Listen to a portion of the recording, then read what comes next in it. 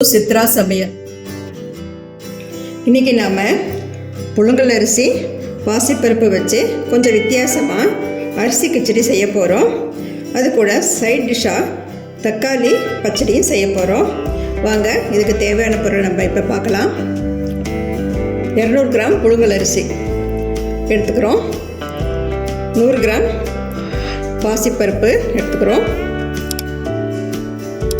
கொஞ்சம் மசாலா செலவு வறுத்து இதோட சேர்த்து போட போகிறோம்.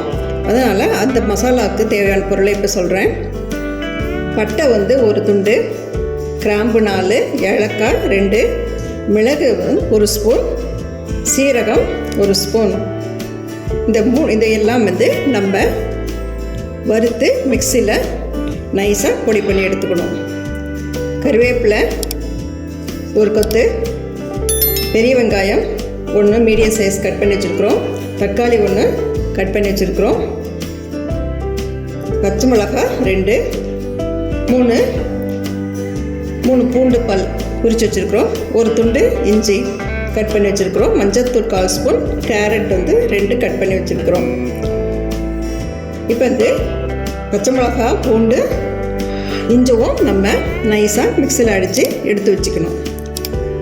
ஃபஸ்ட்டு நம்ம இந்த பாசிப்பருப்பை வெறும் வடைச்சட்டியில் வறுத்து அரிசியோடு சேர்த்து கழுவி வச்சுக்கலாம்.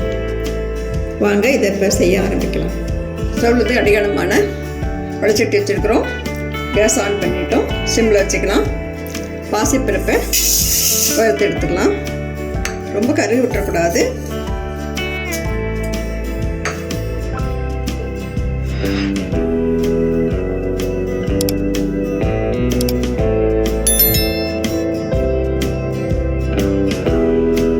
இந்த மாதிரி வறுத்தா போதும். நம்ம இப்போ கேஸ் ஆஃப் பண்ணிவிட்டு பாத்திரத்தில் தண்ணி ஊற்றி வச்சுருக்கிறேன்.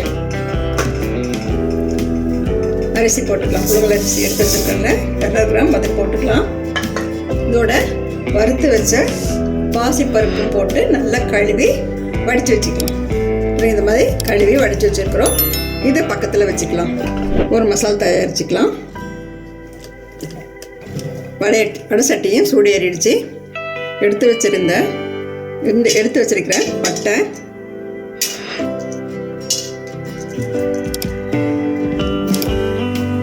கிராம்பு 4 அதை இது போட்டுக்கலாம். ஏலக்காய் 2, அப்புறம் மிளகு,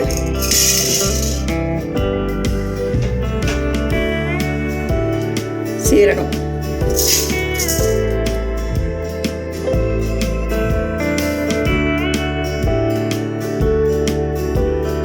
எல்லாமே நல்லா வறுபட்டுடுச்சு.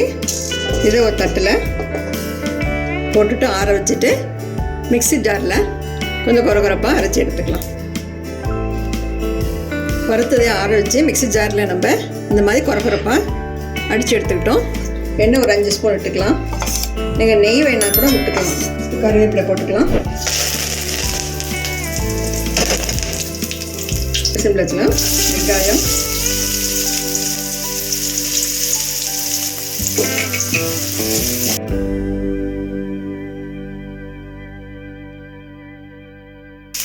இஞ்சி, பூண்டு, பச்சை மிளகாவை மிக்ஸி ஜாரில் அடித்து எடுத்துக்கலாம். மிக்ஸி ஜாரில் இஞ்சி, பூண்டு, பச்சை மிளகாய் இந்த மாதிரி குறகுறப்பாக அரைச்சி எடுத்துக்கணும். இப்போ வெங்காயம் வெந்துடுச்சு. இதோடு நம்ம போட்டுக்கலாம். இதை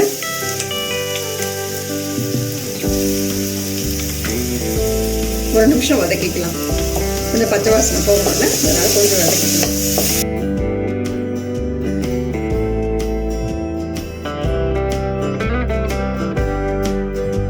கூட தக்காளி, மஞ்சத்தூள்,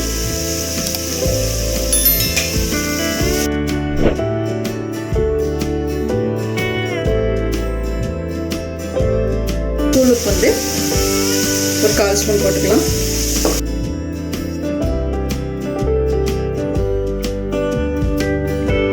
இப்போ நம்ம மசாலா செலவு இதோட போட்டுக்கலாம்.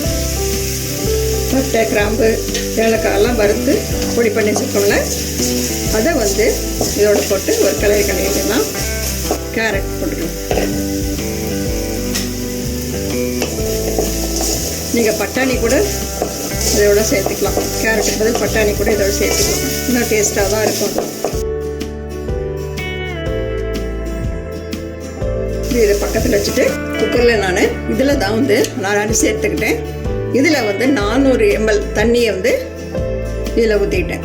வறுத்து வச்சதை நம்ம போட்டுக்கலாம்.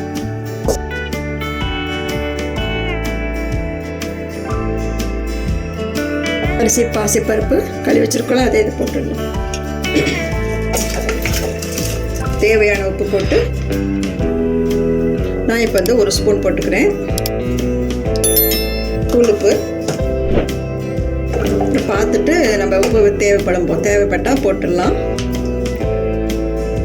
ஒரு கலர் கண்ணி விட்டுட்டோம். கூட 1 ஸ்பூன் நெய் விட்டுக்கலாம். இப்போ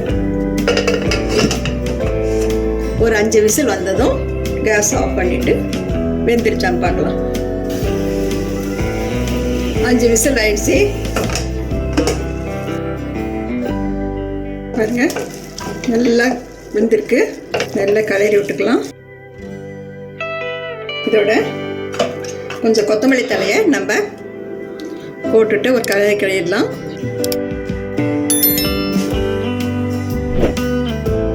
ரெண்டு ஸ்பூன் நெய் விட்டுக்கலாம். நெய் விட்டால் இன்னும் டேஸ்ட்டாக கொடுக்கும் நம்மளுக்கு. அதனால தான் நம்ம நெய் விட்டுக்கிறோம். நெய் விட்டுட்டு கொஞ்சம் கலரிட்டு உப்புலாம் சரியாக இருக்கான்னு பார்க்கலாம். உப்பு பத்தலை கொஞ்சம் போட்டுக்கலாம். நம்ம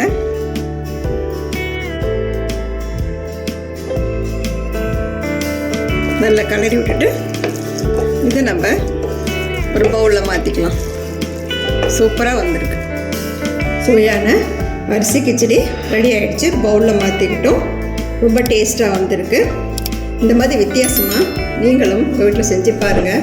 அரிசி கிச்சடிக்கு தொட்டுக்க தக்காளி பச்சடி நம்ம செய்ய போகிறோம். இதுக்கு தேவையான பொருளை நம்ம பார்க்கலாம். பெரிய வெங்காயம் 2 கட் பண்ணி வச்சுருக்குறோம் பொடிசாக. ஒரு மீடியம் சைஸ் தக்காளி கட் பண்ணி வச்சுருக்குறோம். தயிர் 1 கப்பு. தேவையான அளவு உப்பு எடுத்துக்கலாம். தேவையான அளவு மிளகாத்தூள் போட்டுக்கலாம். வெங்காயம் போட்டுக்கலாம். அப்புறம் தக்காளி காரத்துக்கு ஒரு 1/2 ஸ்பூன் மிளகாத்தூள் போட்டுக்கிறேன். உப்பு தேவையான அளவு.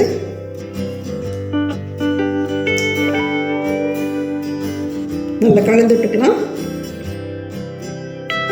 இது கூட கொஞ்சம் கொத்தமல்லி தழை நம்ம போட்டுக்கிட்டா நல்லா டேஸ்ட்டாக இருக்கும். ஒரு கொத்தமல்லி தழையை இதை கொஞ்சம் போட்டுக்கலாம். தயிர், கெட்டி தயிர் இது போட்டு இதுக்கு நம்ம சாம்பார் சட்னி எப்பயுமே செஞ்சுட்டு தான் இருப்போம். இந்த மாதிரி கொஞ்சம் வித்தியாசமாக நம்ம செஞ்சு சாப்பிட்டோம்னா இன்னும் டேஸ்ட்டாக இருக்கும். பாருங்க, ரெடி ஆகிடுச்சு தக்காளி பச்சடி. சுவையான அரிசி கிச்சடியும் தக்காளி பச்சடியும் ரெடி ஆகிடுச்சு. நீங்களும் உங்கள் வீட்டில் இதே அளவோடு செஞ்சு பாருங்கள். எல்லோரும் விரும்பி சாப்பிடுவாங்க. இந்த வீடியோ உங்களுக்கு பிடிச்சிருந்தா சித்ரா சமையலுக்கு லைக் பண்ணுங்கள், கமெண்ட்ஸ் பண்ணுங்கள், சப்ஸ்கிரைப் பண்ணுங்கள். உங்கள் ஃப்ரெண்ட்ஸுக்கும் ரிலேட்டிவ்ஸுக்கும் ஷேர் பண்ணுங்கள். உணவே மருந்து. மிக்க நன்றி. இந்த வீடியோ உங்களுக்கு பிடிச்சிருந்தா சித்ரா சமையலுக்கு லைக் பண்ணுங்கள், ஷேர் பண்ணுங்கள், சப்ஸ்கிரைப் பண்ணுங்கள். உங்களுடைய கருத்துக்களை கமெண்ட் செக்ஷனில் பதிவு பண்ணுங்கள். உணவே மருந்து.